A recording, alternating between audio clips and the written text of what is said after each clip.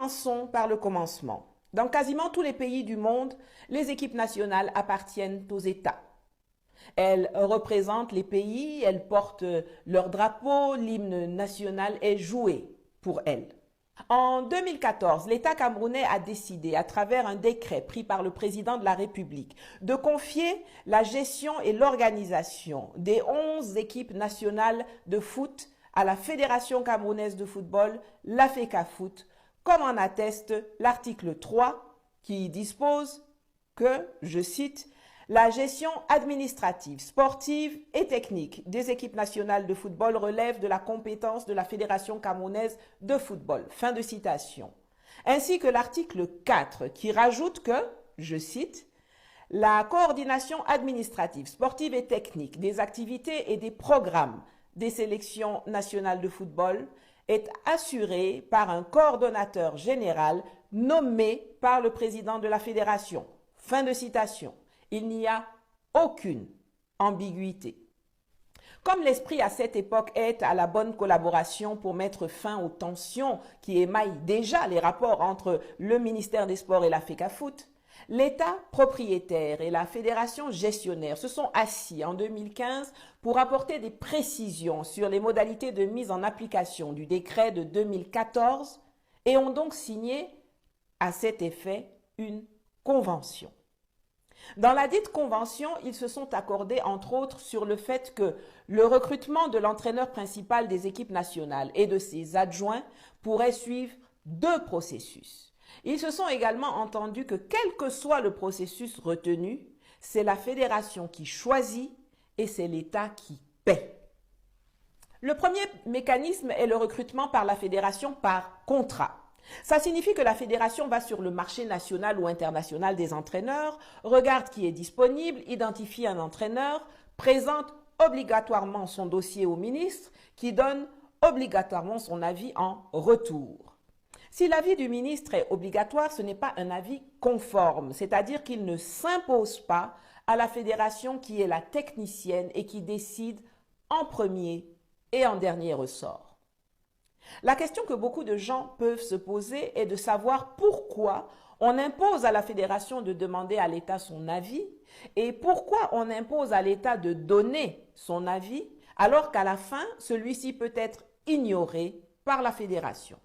Eh bien, c'est parce que l'État peut émettre un raisonnement qui amènera la fédération à faire évoluer son point de vue. Par exemple, si l'État dit qu'il n'a pas les moyens de remplir les conditions financières exigées par l'entraîneur ciblé.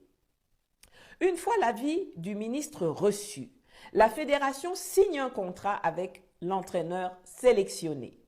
Mais ici encore, le Cameroun présente une particularité, c'est que la signature du ministre apparaît aussi sur le contrat du nouvel entraîneur. Cette signature ne signifie pas que l'État valide le choix du sélectionneur, mais il se trouve que, suivant les accords conclus avec la fédération, c'est l'État qui prend en charge le salaire du sélectionneur. Et c'est pour respecter les règles des finances publiques que la signature du ministre doit apparaître en amont de toute la procédure de cette dépense, c'est-à-dire sur le contrat. Le ministre ne signe pas parce que c'est lui qui choisit l'entraîneur. Il signe parce que c'est l'État qui le paie. Le second processus possible est le recrutement, toujours par la fédération, à travers la mise à disposition. Disons que la fédération est allée sur le marché libre des entraîneurs et qu'elle n'a pas trouvé un profil satisfaisant. En revanche, elle a identifié parmi les fonctionnaires de l'État un profil qui lui convient et demande donc à l'État de lui prêter, de lui mettre cette personne à disposition pour une certaine période. Les Jean-Paul Akono, Jules Nyonga, Léon Seke sont des exemples d'entraîneurs fonctionnaires ayant été mis par l'État à la disposition de la fédération. Si le dossier du candidat convient à la FECAFOOT, le ministère et elle signent un document qui mentionne l'identité du personnel mis à disposition, la durée de la mise à disposition, le poste qu'il occupera, etc. La mise à disposition est un accord entre 2 entités. Elle ne peut pas être unilatérale. L'État ne peut pas se lever un matin et décider d'envoyer un de ses fonctionnaires à la FECAFOOT si celle-ci n'est pas demandeuse. Il peut encore moins mettre à disposition quelqu'un qui n'est pas fonctionnaire. Or, pour être un agent de la fonction publique au Cameroun, il faut être camerounais. Et Marc Brice ne l'est pas. Dans le bras de fer qui se déroule actuellement, c'est de ce deuxième mécanisme dont l'État se prévaut. Or, il n'en a pas respecté les règles.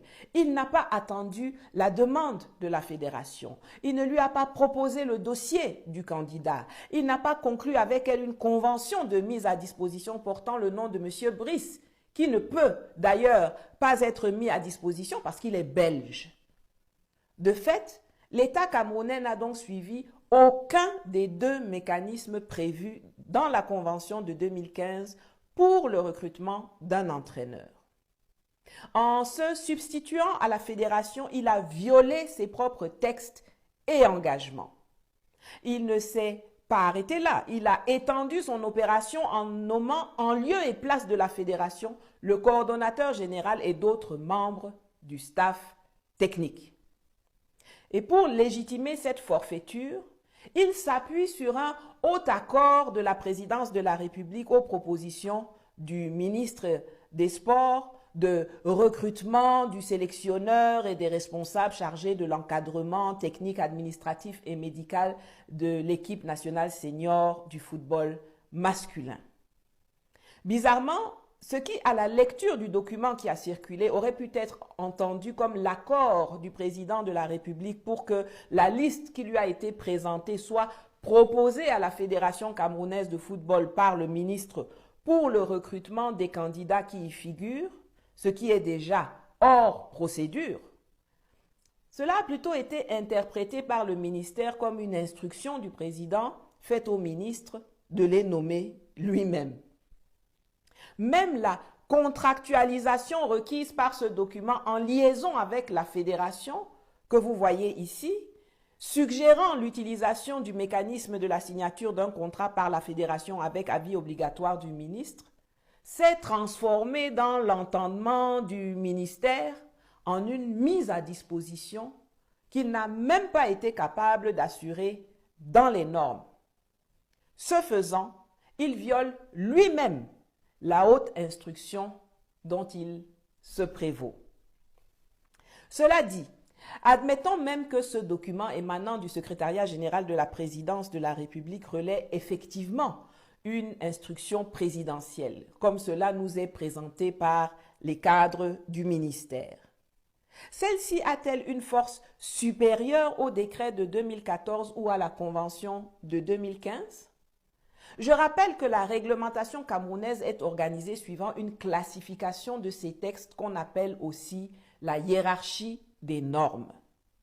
Celle-ci les classe dans l'ordre de prédominance suivant.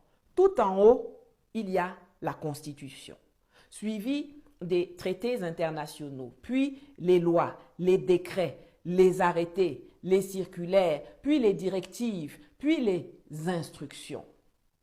Il se trouve donc que dans cette hiérarchie des normes, même lorsqu'elles sont réputées présidentielles et très hautes, les instructions ont une force inférieure à celle du décret. Quant à la Convention de 2015, du fait que comme tous les textes de sa nature, elle est la loi des partis qui l'ont signée, elle s'impose à l'État et à la fédération signataire comme supérieure aux très hautes instructions présidentielles. De ce qui précède, les instructions qui portent sur la gestion de l'équipe nationale de football senior du Cameroun doivent impérativement se conformer au décret de 2014 et à la convention de 2015, même lorsqu'elles émanent du président de la République.